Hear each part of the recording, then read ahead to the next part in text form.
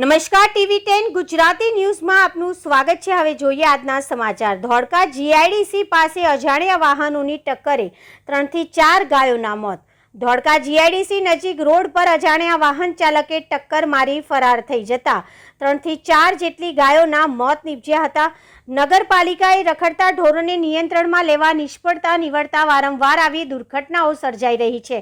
ખાસ કરીને ધોળકાના કલીકુંડ વિસ્તાર, પાર્શ્વનાથ સર્કલ, પુલેન સર્કલ અને મઘિયા વિસ્તારના હાઈવે પર રખડતા ઢોરો અડીંગો જમાવીને બેસી જતા વાહન ચાલકો માટે મુશ્કેલી ઊભી થાય છે।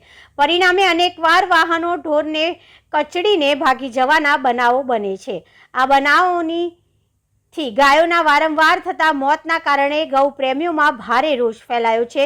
હવે જોવાનું રહ્યું કે નગરપાલિકાના સત્તાધીશો ક્યારે આ ગંભીર સમસ્યાને કાબૂમાં લે છે।